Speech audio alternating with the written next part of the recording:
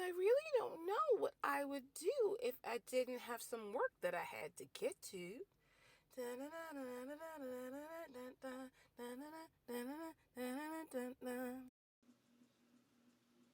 Hello, hello, hello.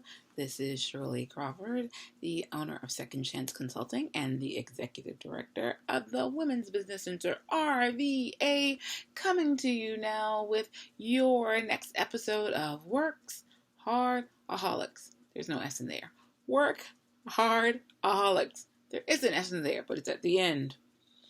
Yeah. So, I almost let the week pass again without posting an episode. Shame, shame, shame. So I've been in such a high level of work mode that I've had a few things drop off, which is what happens. And so, first off, let's start over.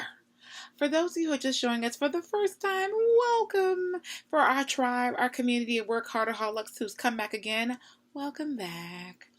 And so you all will fully understand this. But let's start off by making sure everyone understands what a workaholic is. So I've said it before, I'll say it again.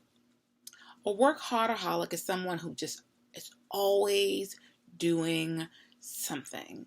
We just don't sit still. Our minds are always revving. We're always involved. We're always engaged. We see a problem. We're ready to take care of it. We're just, gotta get it done.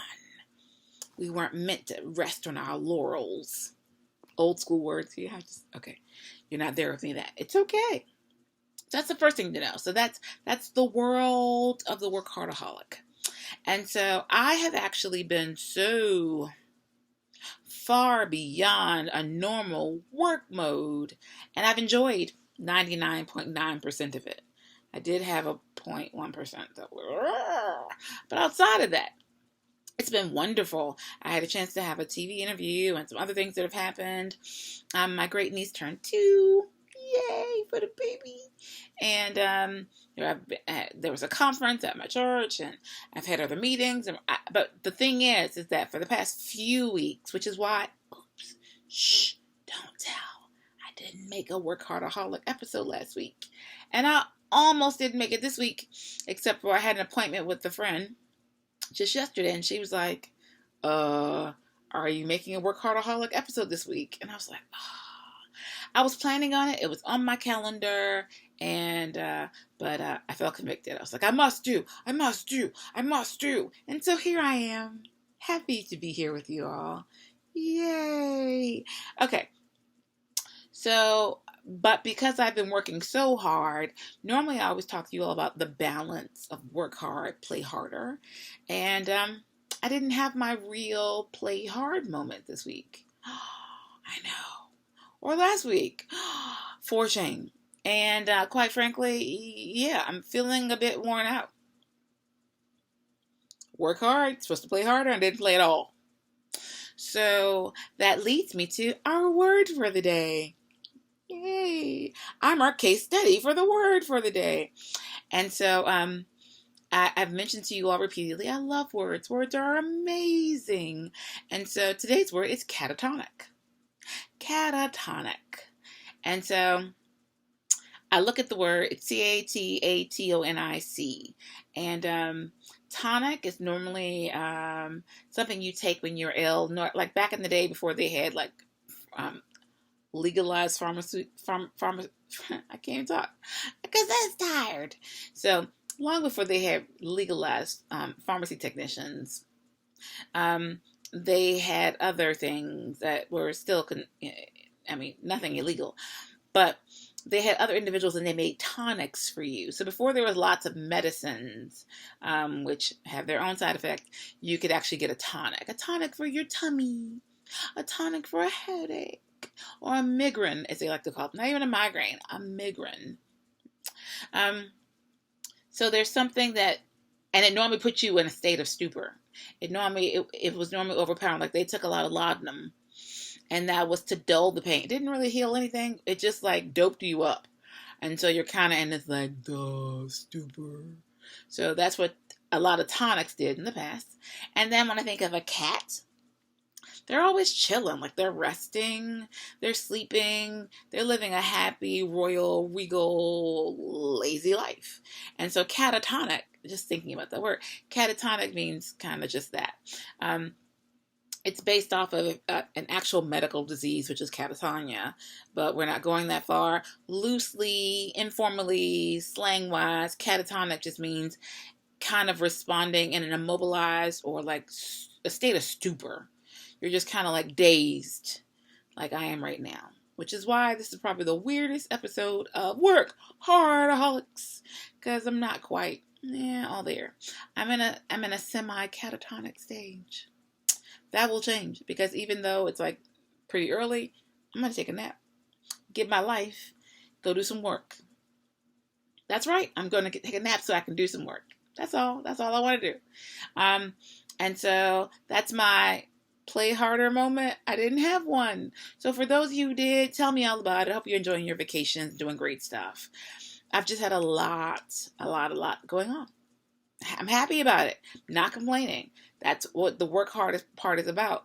But I also want to be transparent with you that that's also why we stress the play harder portion as well. And so on that note, I think about the fact that so it's hot, blazing hot. I like the heat. You know, I have a nonprofit in Haiti. I either way, I was born in the summer. I love the heat. I'm all about it. But I have. I want to talk about some tools. I was going to tell you about something else, but we're going to keep it short because we want to keep it moving. I have some tools that you all can use so that you too don't go through what I've gone through the past few weeks and by not having your play harder moment. And so the first one is really, really basic, and I'm really not being facetious. Do you know that word? Should I be throwing that in there? If not, look it up. Facetious. It's one of my favorites. I use it a lot. I'm not trying to be funny. I'm being wholehearted and sincere in what I'm saying to you. But one of the first things that we really need to utilize is the off button on our phones. There seems to be this concept that when the phone rings, you have to answer it. To me, that is like the craziest thought in the whole world. As I tell people all the time, you don't pay my cell phone bill. I do. When you pay it, then you can tell me about, answering. Other than that, leave me a message. I will return all business calls within 24 hours, if not sooner. I will return all personal calls more than likely, unless I just don't want to talk to you, within 24 hours. That off button. So we even leave it on when we're sleeping. And that's why they're talking about like blue lights and the impact and the effect. We don't allow our body's time to rest. Now, some of us don't require 8 hours. Some of us couldn't do 8 hours if we tried. But still, you should have solid sleep without fidgeting and thinking about, oh, someone's going to call me, or this is going to happen, or that's going to happen. So that's the first tool. Literally, just turning off your phones. Go to bed. Turn off your laptop. Turn off your phone. Turn off your electronics. That can be hard, but you can do it. I'm going to mention another tool, and then I'm really going to be going away from you all from now. And I'll be back next time with more for you work-hardaholics. Your television also has a timer.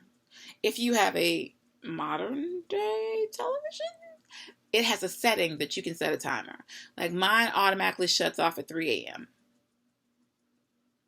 Why would it be on at 3 a.m.? Because more than likely I turned it on and I went to bed and I fell asleep with it on. Or because I wasn't watching it to begin with. It was in the background. So, once again for this week, because I'm wrapping it up. Once again for this week, make sure you play hard, even though I didn't. Yeah. Our word for the week, catatonic. Our tool for the week is shut it down.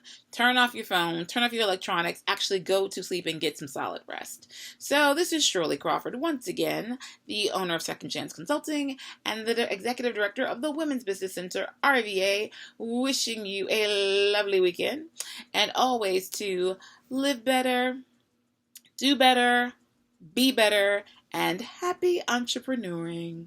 All right, until next time, ta-ta!